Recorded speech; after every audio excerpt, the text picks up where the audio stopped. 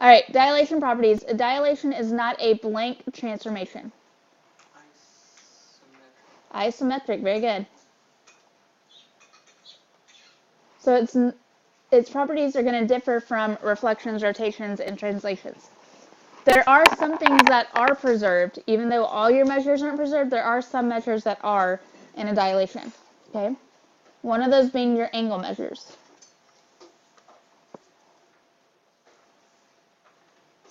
Your angle measures are going to stay the same in a dilation. The next one is a fun word to say, parallelism. Parallelism. What do you think I mean by parallelism? Yeah, if they were parallel in the pre-image, they're going to be parallel in your image.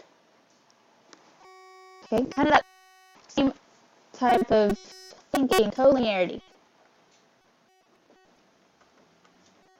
What does it mean for things to be collinear?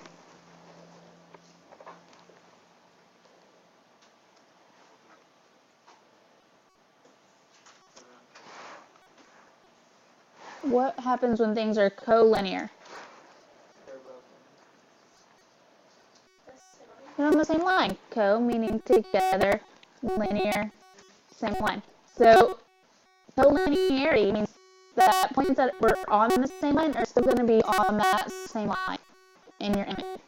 Okay, so you notice in here, what's something that does not stay the same?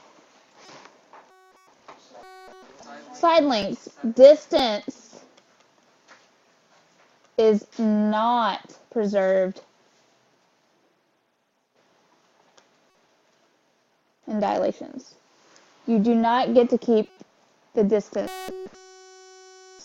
in dilation. Okay.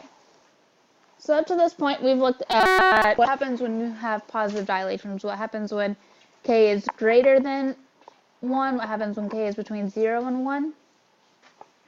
So, and here's a couple pictures that kind of reiterate that. If k is between 0 and 1, we had a reduction, right? And if k was greater than 1, we had an enlargement. But what happens if our scale factor is a negative number? Okay, so let's take a dilation with a center O and a scale factor of k. It's a transformation that maps every point P in plane to point P prime, so the following properties are true. If P is not the center of O, so just like our first property on positive, if P is not the center of O, then P prime lies on the opposite ray of the segment OP, with a scale factor k is a negative number, such that the scale factor is O to P prime divided by O to P, and k isn't 1. So all that fancy talk to say, your P prime, your image, will be in the opposite direction of your pre-image. Is it like a reflection of the dilation? You're very close in that. Okay? So what happens is, let's say that this is 1, 1. Okay? P is 1, 1. Well, what if I was multiplying that by a scale factor of negative 3? What would P prime be? Negative 3, negative 3. Okay? In that same thought, when you reduce it, it still reduces in the opposite direction. Okay, so what if we had 1, 1 again, but this time I have a scale factor of negative 1/2. What would P prime be? Negative 0.5. Negative 0.5. Yeah, negative 1/2, negative 1/2, right? So that goes in the opposite direction. Let's look at what this looks like when k is just negative 1. Okay, that's what our next page is.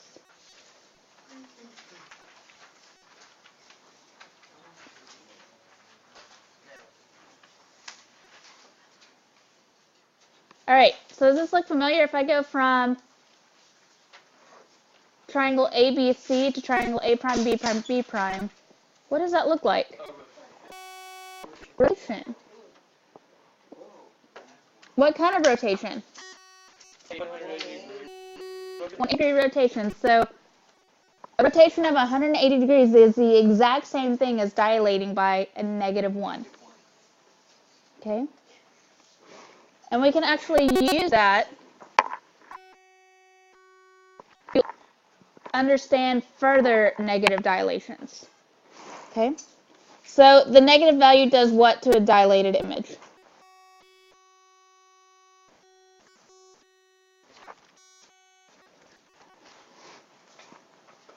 Will this count as a point? So No, you no, can, no, no, no. I mean, like, me telling you. oh, no. Oh, is that a recording? Oh.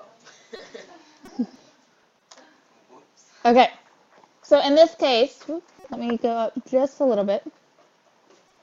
So we said the negative value rotates it, right? So in this case, we have dilation from our origin point, right? And we're going to dilate in -2 to create triangle A prime, B prime, C prime, right? We went from A, B, C to A prime, B prime, C prime. Well, we can use that this negative value rotates it to now say, well, I'm going to just rotate my triangle 180 degrees, and then I'm just going to do a dilation of 2. And that's still going to result in triangle A prime, B prime, C prime. So I can take out that negative with a rotation of 180 degrees, and then just do my dilation as well.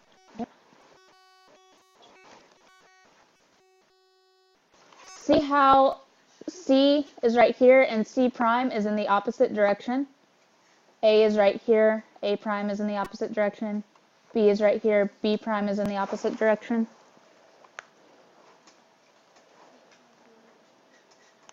Okay. So we have one final little stretch here.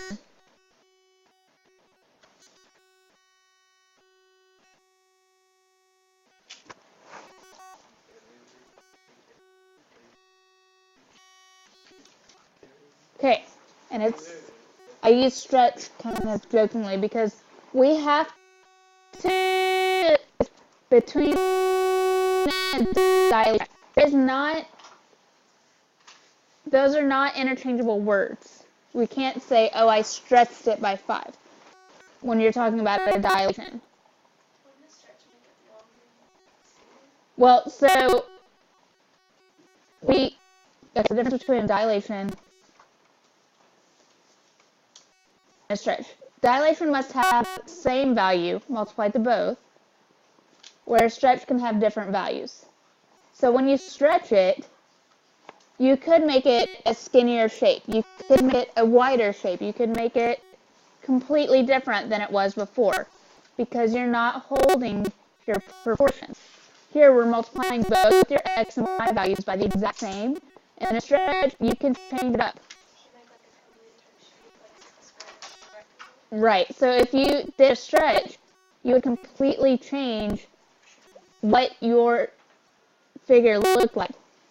It could be that the only thing that's the same is that it has the same number of points and sides.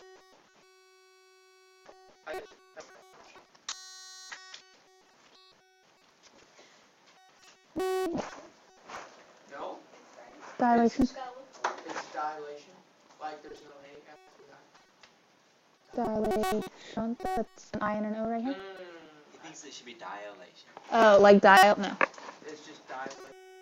Yeah. Okay, never mind. It's all on recording, right, Thomas? That's okay.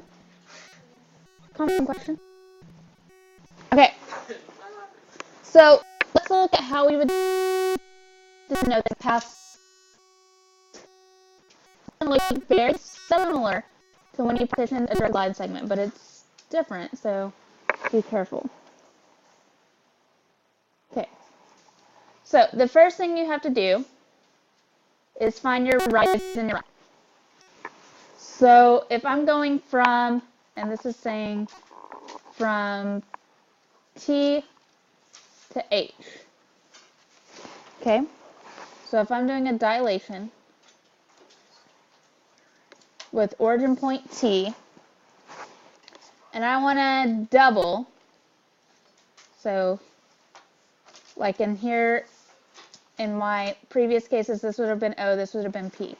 Okay, I want to double my length right here to create a new image. Okay, so I'm going to go from the point to 6. Okay, so I'm using this as my origin. I'm using 2, 6 as my p-value. What I do here is I have to find the rise and the run. So I use my original.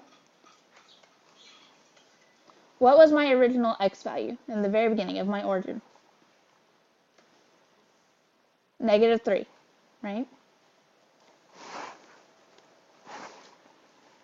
And I want to increase this by a factor of 2. What is my run? What is my change in x values? From -3 to 2. 5. Okay, so my original plus 2 times my run is going to give me a new x value. Okay, what was my original y value? 4. And again, I'm going to do 2. What's the change in my y values from t to h? 2, right? So that's going to give me my new y value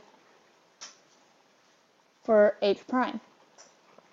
Okay, so now let's figure it all out. What's 2 times 5? 10, and plus -3? 7. What's 2 times 2? Plus 4? Okay, so this shows me my new h prime, 7, 8. I have now doubled the distance from t to h to create t to h prime, which is twice as long. Okay? We're going to practice this more and more later, but this is an example to do that. Okay. Simplify your regular run when you find that, because you have to put them in as they are. Your run was 2, your run was 5.